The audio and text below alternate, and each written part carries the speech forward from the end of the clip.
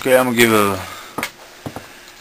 a demo of my hole, what I do when I want an extremely clean flame.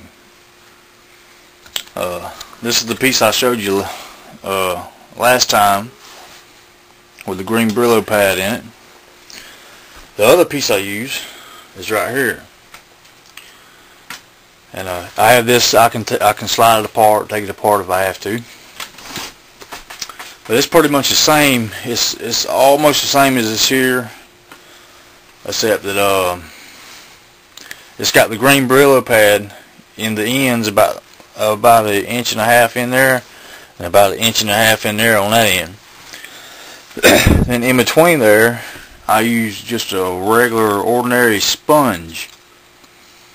I have stuck in there. I'm not going to tear it apart because it's too hard. It's aggravating to get apart. I have one side glued, one side ain't glued, but it's hard to get apart. But it's basically the same thing, but just kind of, when I want an extremely clean flame, this is what I do. I use this hose here. I have some of the green Brillo pad before it goes in here. It goes through that, goes through the sponge, goes through the green Brillo pad again, comes out from here to this piece. I have green Brillo pad in that, and of course, you seen this last time. It has a green Brillo pad all the way through, and that's what I do to dry my gas. That's what I do to get a clean flame when I need it. I don't always use this setup. A lot of times it depends on what I'm doing. But if I'm doing something that needs some dry and good and hot HHO flame, this is what I do. I figure I've been doing this for probably a little over a year now, this whole setup. But that's my simple setup. Ain't hardly no money in this. It's a cheap way to do it. And I'll hook my torch up in a minute and show you what it looks like. So I'll be right back. Okay, I'm back. Here's my flame, using both of these things. This real light blue, kind of clear. But that's what I do when I want an extremely clean flame.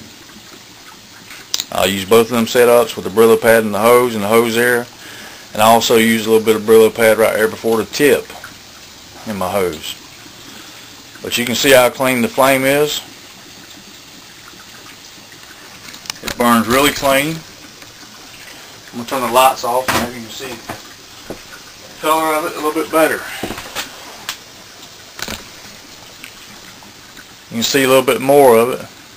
It still has just a little patch of orange here and there. But most of it, you can see the length of the flame. I'm doing probably, just taking a wild guess, probably around 4 or 5 liters a minute right here with this MIG tip. Well, that right there is clean HHO.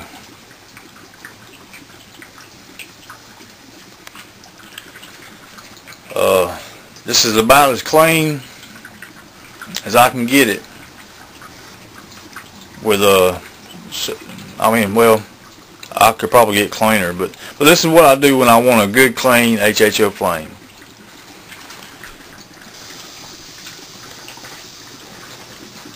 I hope this might help you guys. But see how bluish white clear it is?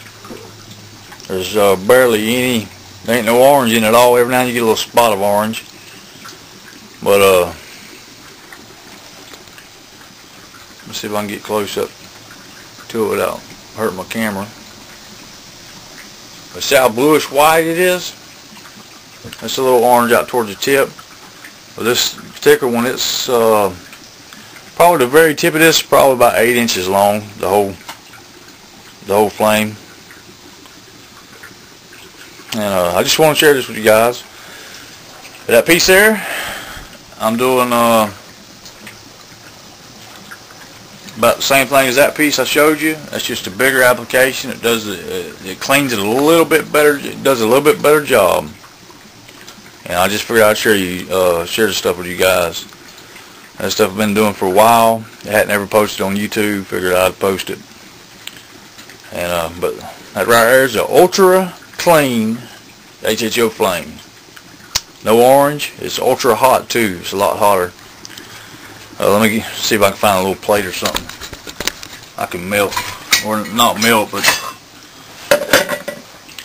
show you how good it, or how quick it gets red.